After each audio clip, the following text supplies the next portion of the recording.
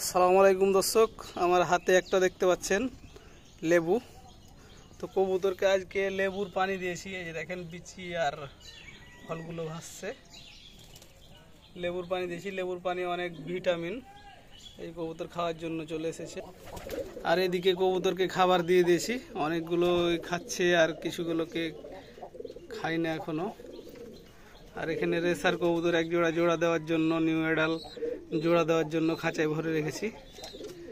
আর অনেকগুলোই ডিম বাচ্চা নিয়ে বসে আছে, এই দেখতে পাচ্ছেন কবুতরের খোপগুলোতে। ওপরেও আছে কিছু কবুতর। সূর্যটা কেবল উঠলো। আর এই রেসার কবুতরটা তো সবসময় টাকাটাকি করতেই থাকে।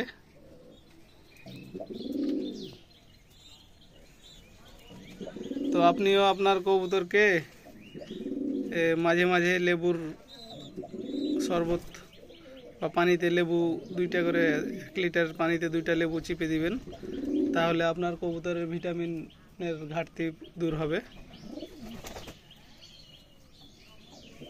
আর কবুতরগুলো সুস্থ সবল থাকবে। আসসালামু আলাইকুম। ভিডিওটা ভালো লাগলে লাইক কমেন্ট করে দিবেন।